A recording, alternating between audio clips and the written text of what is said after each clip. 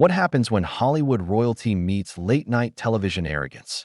You won't believe what unfolds when Denzel Washington sits down for what was supposed to be a routine promotional interview, only to find himself face-to-face with a host who seems more interested in scoring political points than showing respect. This is the story of a legendary actor pushed to his absolute breaking point, and the shocking moment that left an entire studio audience speechless. Before we get into this incredible story, make sure you hit that subscribe button and drop a comment below because you're not going to believe what unfolds. The atmosphere in Studio 6A was electric as the Late Show's signature jazz band played Denzel Washington onto the set. The Oscar-winning actor, dressed in an impeccably tailored navy suit, waved to the enthusiastic crowd with his trademark, dignified smile. He was there to promote his latest directorial effort, a powerful drama about redemption and second chances. But what started as a standard celebrity interview was about to become one of the most uncomfortable moments in late-night television history. Stephen Colbert, sitting behind his polished desk with that familiar smirk plastered across his face, seemed unusually animated even by his own standards. The show's producers had briefed him on the talking points. Keep it light, focus on the film, maybe throw in some charming anecdotes about Denzel's legendary career. But anyone who knew Colbert understood that he rarely stuck to the script when he sensed an opportunity to grandstand. Denzel Washington, everybody, Colbert announced with exaggerated enthusiasm as the applause died down.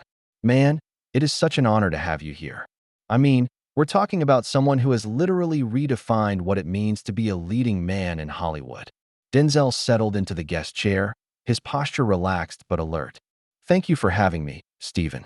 Always good to be here. Now, before we dive into your incredible new film, I have to ask you about something that's been on my mind. Colbert began, his tone shifting slightly. The studio audience, still riding high from Denzel's entrance, remained blissfully unaware of what was brewing. You've been in this business for decades now? You've seen Hollywood change dramatically. What do you make of all this talk about diversity and inclusion? I mean, some people are saying it's just virtue signaling. The question hung in the air like a loaded weapon. Denzel's eyebrows raised almost imperceptibly, a micro-expression that anyone who knew him well would recognize as a warning sign. But Colbert, either oblivious or deliberately provocative, pressed forward. I asked because, there's this narrative that Hollywood is finally woke now, but you've been breaking barriers your entire career. Do you feel like some of these newer actors are getting opportunities handed to them that you had to fight tooth and nail for? The studio fell eerily quiet. Even the camera operators seemed to sense that something was shifting. Denzel took a measured breath, his hands clasped together on the armrest of his chair. When he spoke, his voice carried the weight of decades of experience and barely contained frustration. Stephen, let me stop you right there, Denzel said, his tone still controlled but noticeably cooler. I'm not sure what angle you're trying to work here, but I didn't come on your show to be your prop in some political theater. Colbert's smile faltered for just a moment before snapping back into place. Oh no, I'm not trying to use you as a prop. I'm just genuinely curious about your perspective as someone who's been through it all. Been through what exactly? Denzel's voice carried a sharper edge now. What is it you think I've been through? Because the way you're framing this question makes it sound like you're trying to get me to say something that fits whatever narrative you've already decided to tell. The audience began to shift uncomfortably in their seats. This wasn't the light-hearted banter they'd come expecting. Colbert, seemingly energized by the tension rather than deterred by it, leaned forward in his chair. I'm just saying, there's a conversation happening in this country about merit versus representation, and I think our viewers would be interested in hearing from someone with your experience and, frankly, your credibility on the subject. Denzel's jaw tightened visibly. My credibility? What exactly do you think gives me credibility to speak on behalf of every black actor in Hollywood? The fact that I've been successful? The fact that I've won awards?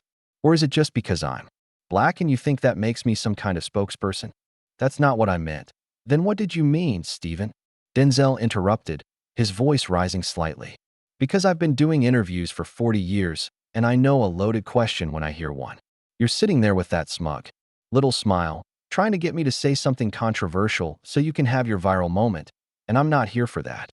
Colbert's producer could be seen frantically gesturing from the wings, but Colbert seemed determined to push forward. Look, I think you're misreading my intention here. I have nothing but respect for your career and your achievements. I'm just trying to have an honest conversation about the state of the industry. Honest. Denzel let out a short, humorless laugh. You want to have an honest conversation? Then let's be honest. You didn't invite me here to talk about my film. You didn't invite me here to celebrate my career. You invited me here because you thought you could use me to make some point about diversity and inclusion that would play well with your audience and make you look like some kind of progressive champion. The camera captured every moment of the growing tension. Colbert's usual confidence was beginning to crack as he realized he'd miscalculated badly. The studio audience sat in stunned silence, witnessing what was rapidly becoming a master class in how not to conduct an interview.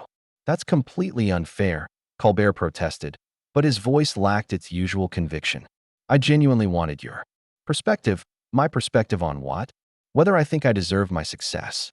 Whether other black actors deserve theirs. You're asking me to validate or invalidate the achievements of an entire group of people based on my own experience. And that's not just inappropriate, it's insulting. Denzel's voice was now filled with a controlled fury that made the air in the studio feel charged with electricity. I've spent my entire career proving myself, over and over again, not because I wanted to be the voice of Black Hollywood, but because I love what I do and I'm damn good at it. And now you want me to sit here and judge whether other people deserve the same opportunities I've had. As the tension reached a boiling point, something in Colbert's demeanor shifted. Instead of backing down or apologizing, he seemed to double down on his approach, perhaps thinking he could regain control of the situation through sheer force of personality. But he was about to learn that Denzel Washington was not someone who could be bulldozed, and what happened next would send shockwaves through the entire entertainment industry. Colbert straightened in his chair, that familiar late-night host cockiness returning to his voice. Denzel, I think you're being a little defensive here. I'm not trying to put you in a box or make you speak for anyone. But come on, you can't tell me that Hollywood hasn't changed, and that some of that change hasn't been driven by politics rather than pure talent. The words hit the studio like a thunderclap. Even the production crew, who had seen their fair share of uncomfortable moments over the years, exchanged worried glances. Colbert had just crossed a line that experienced interviewers knew never to cross, essentially questioning whether diversity initiatives had compromised artistic integrity. Denzel's reaction was immediate and volcanic.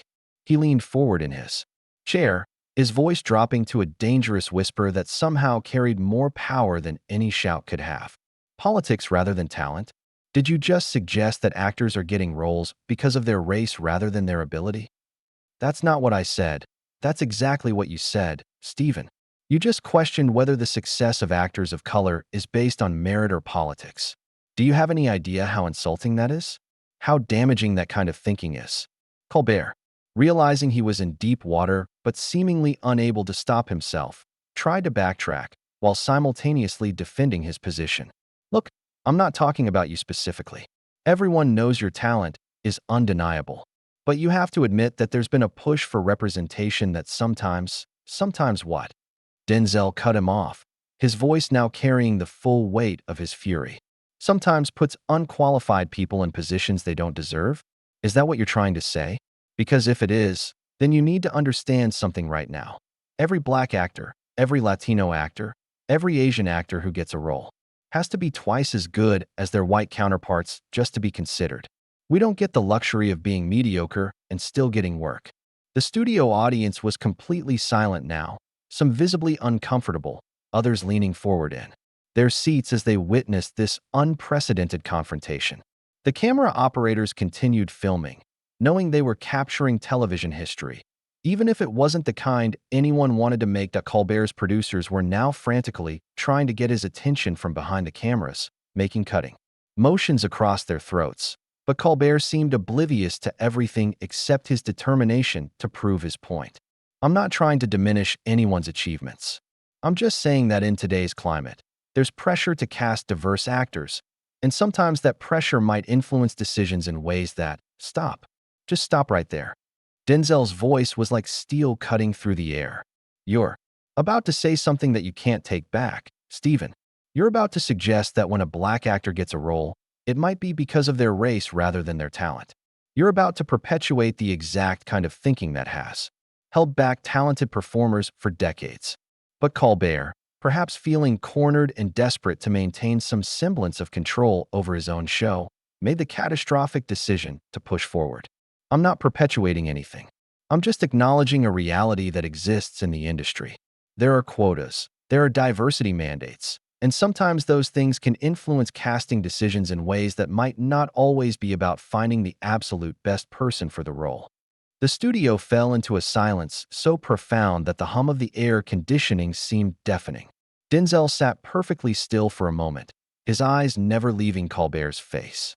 When he finally spoke, his voice was quiet but filled with a fury that made everyone in the room understand that something irreversible had just occurred. "So there it is," Denzel said, his words measured and deliberate.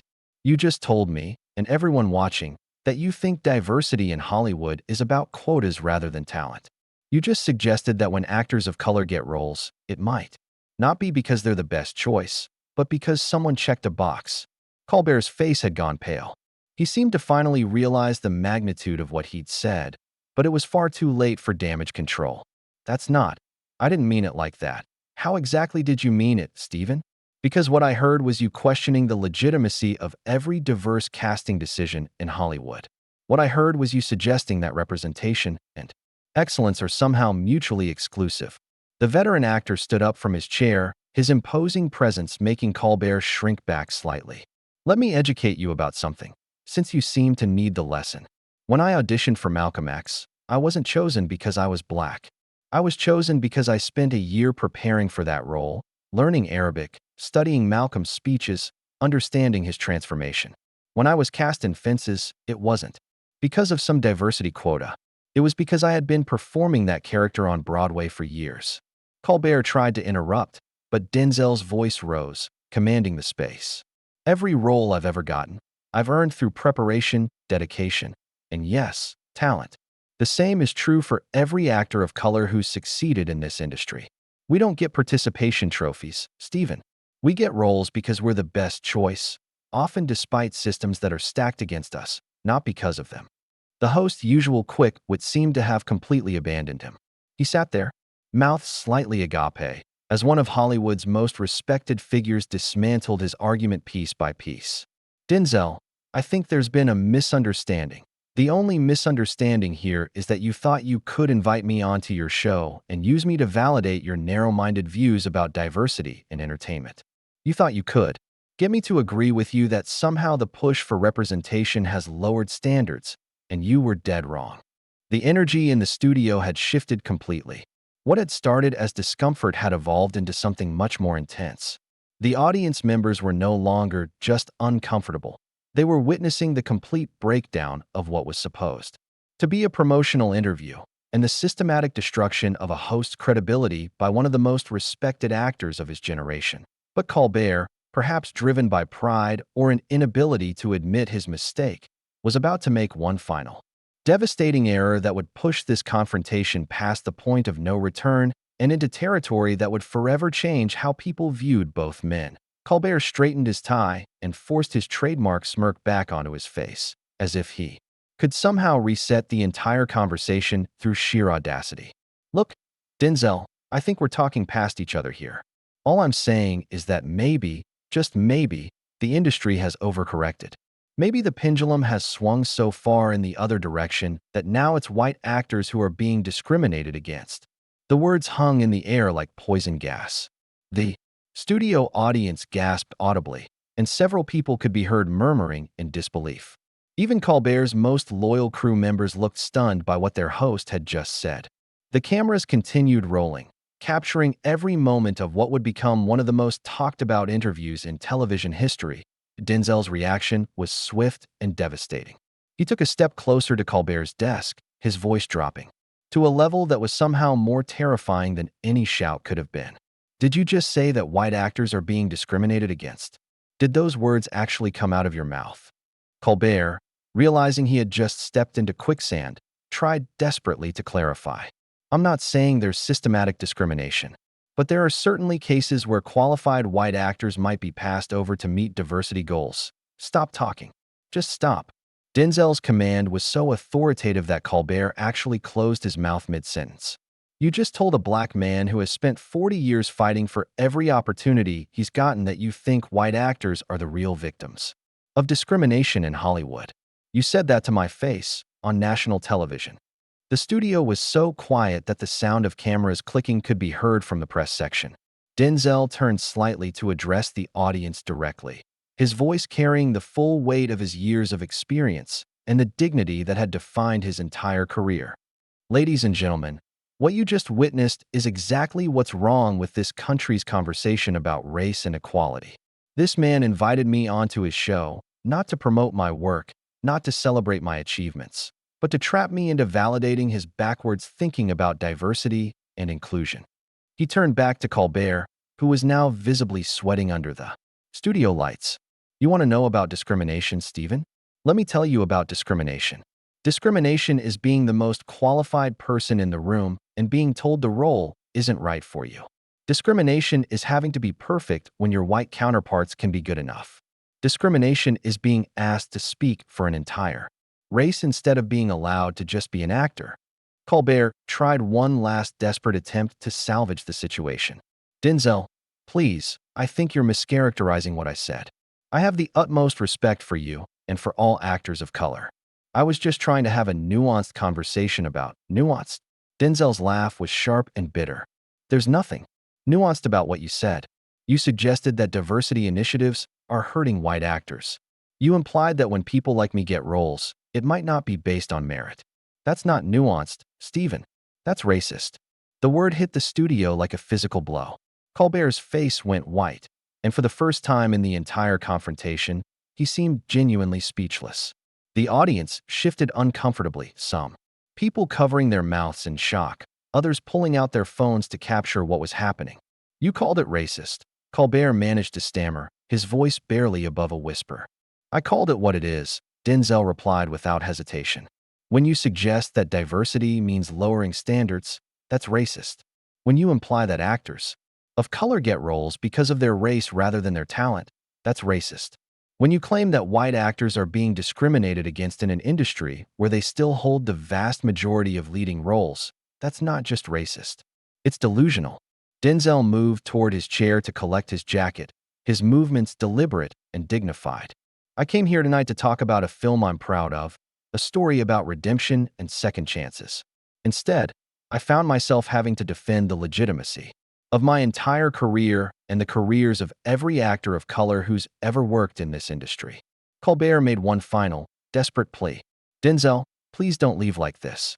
We can work this out. We can have a real conversation about a real conversation. Denzel turned back, his eyes blazing with controlled fury. Stephen, we just had a real conversation.